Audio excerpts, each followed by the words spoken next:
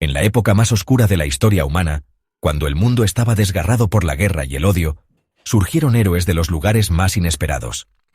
Oskar Schindler fue uno de esos hombres, un empresario, miembro del partido nazi, amante del lujo y la buena vida.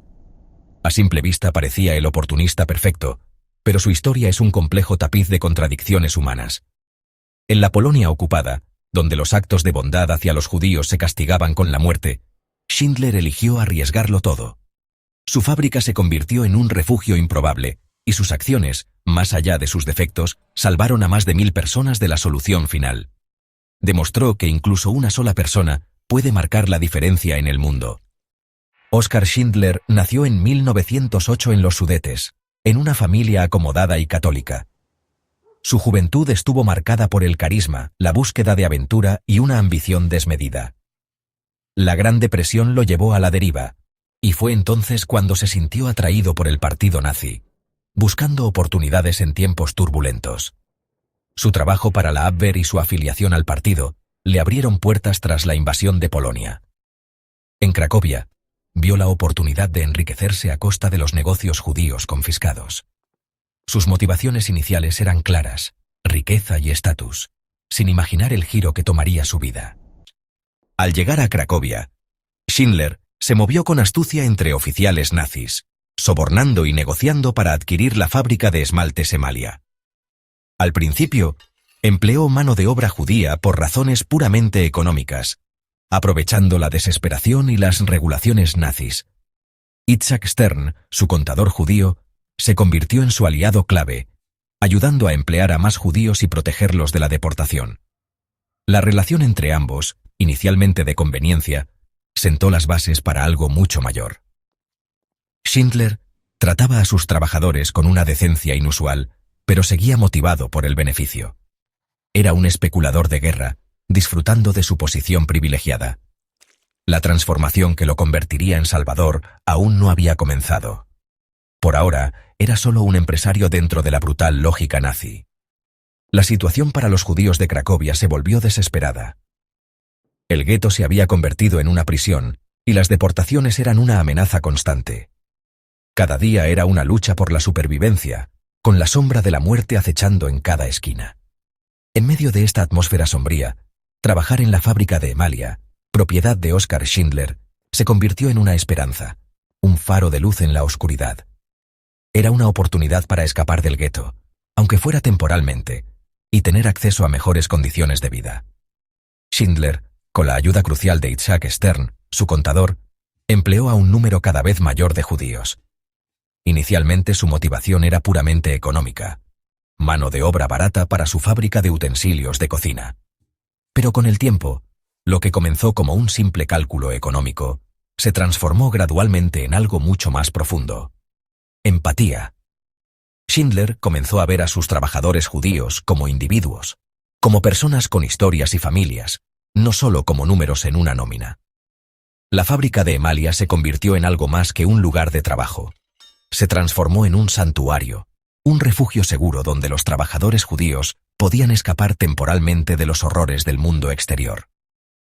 Schindler se aseguró de que sus trabajadores recibieran raciones extra de comida y les brindó protección contra las constantes amenazas de las SS, utilizando su influencia y sobornos para mantenerlos a salvo.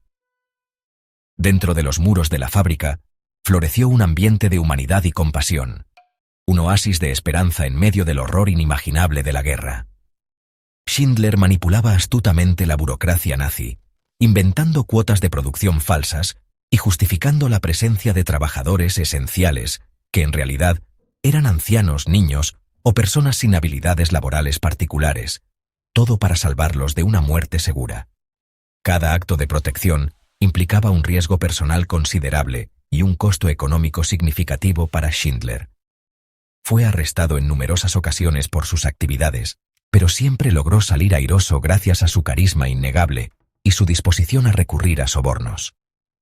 Con cada arresto y cada acto de desafío, el peligro que enfrentaba Schindler crecía exponencialmente, pero su compromiso con la protección de sus trabajadores judíos se profundizaba aún más. Ya no era simplemente un oportunista que buscaba ganancias. Ahora estaba desafiando activamente y oponiéndose al régimen nazi. Arriesgaba todo, su fortuna, su libertad y su vida, por las personas que ahora consideraba parte de su propia familia. El punto de inflexión llegó con la brutal liquidación del gueto de Cracovia en 1943, dirigida por Amon Goethe.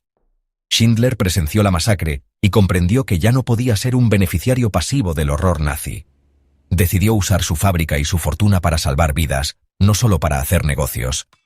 Tras la masacre, los judíos sobrevivientes fueron enviados al campo de Poissov, bajo el mando de Goethe. Schindler supo que debía sacar a sus trabajadores de allí para protegerlos. Negoció con Goethe, sobornándolo y apelando a su codicia, para establecer un subcampo en Emalia.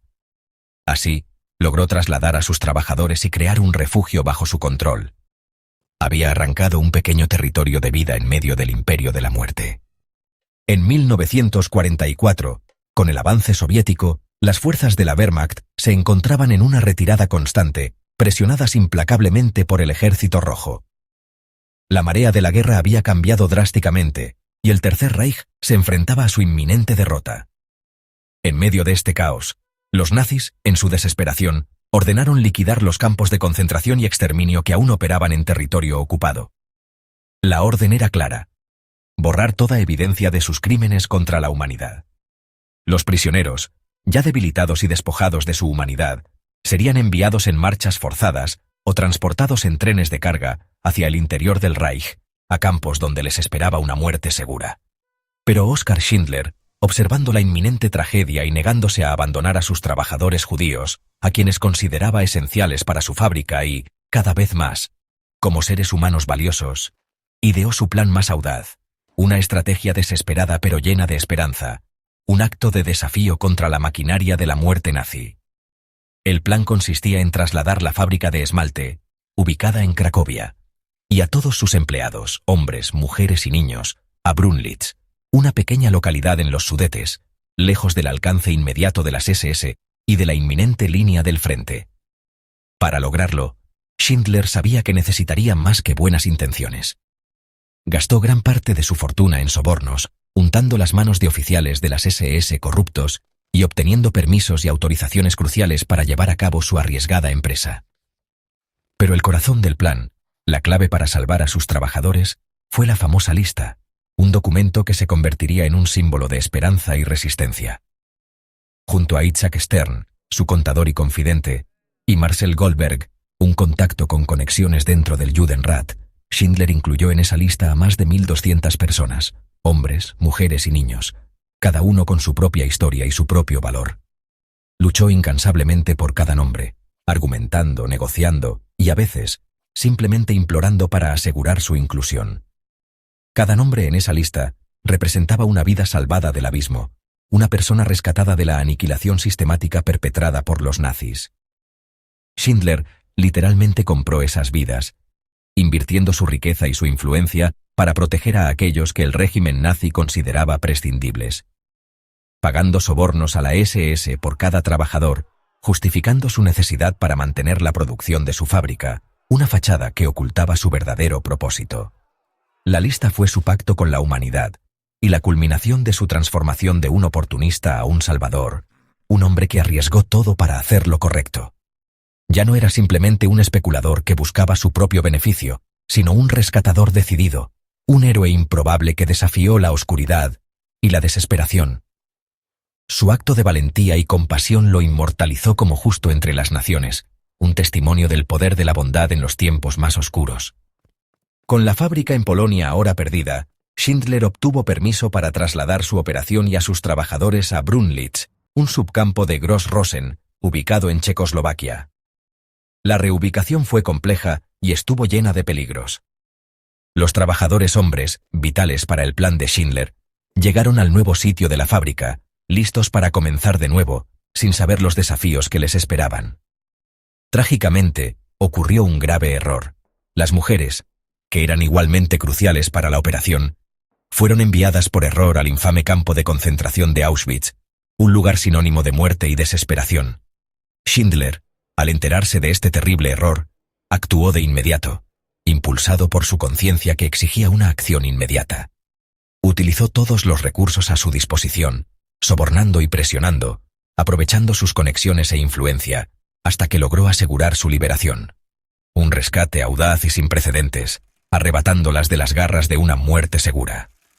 En Brunlitz, la fábrica estaba en apariencia destinada a producir armamento, pero en realidad era una fachada. Schindler saboteó deliberadamente la producción, asegurándose de que la fábrica produjera lo menos posible para el esfuerzo bélico nazi. Luego gastó lo que le quedaba, hasta el último centavo, en asegurar suministros de comida, suministros médicos y medicinas esenciales para sus trabajadores, asegurándose de que sus necesidades básicas fueran satisfechas frente al hambre y la enfermedad.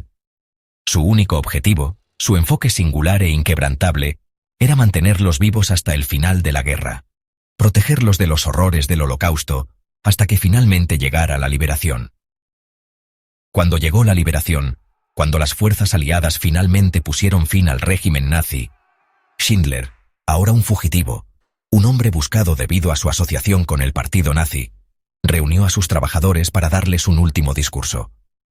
Sabiendo que su propia vida estaba en peligro, les pidió no buscar venganza, instándolos a elegir el perdón y la reconciliación en lugar de la retribución. En un gesto de profunda gratitud, ellos le regalaron un anillo, una simple alianza de oro, pero cargada de un inmenso significado, con la inscripción: «Quien salva una vida, salva al mundo entero».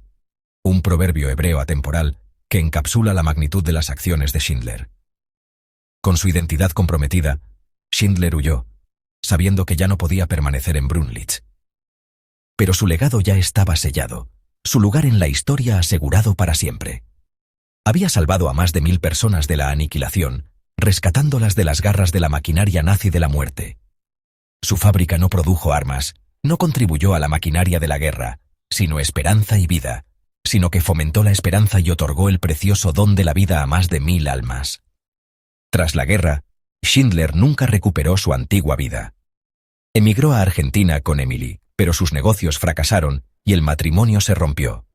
Regresó a Alemania, donde vivió en la pobreza y el anonimato. Para muchos, era solo un ex-nazi fracasado, pero para los Schindler-Juden, era un héroe. Ellos lo apoyaron económicamente y lo recibieron como familia en Israel. En 1962, Yad Vashem lo reconoció como justo entre las naciones y plantó un árbol en su honor. Murió en 1974, siendo el único miembro del partido nazi enterrado en Jerusalén. Su vida fue una paradoja, salvador de miles, pero incapaz de salvarse a sí mismo del olvido y la pobreza. Su legado, sin embargo, perduró en cada vida que rescató. El legado de Schindler vive en los miles de descendientes de los que salvó. Su historia demuestra que la historia la cambian las decisiones de personas comunes. Fue un nazi y un oportunista, pero eligió la compasión y desafió al mal. Su vida nos recuerda que no hay que ser perfecto para hacer el bien, y que el coraje es actuar pese al miedo. La novela de Keneally y la película de Spielberg llevaron su historia al mundo, convirtiéndolo en símbolo de resistencia moral. Schindler no terminó la guerra, pero para más de 1000 personas fue el mundo entero. Su ejemplo es un faro. Incluso en la oscuridad más profunda, una sola luz puede salvar vidas y cambiar la historia.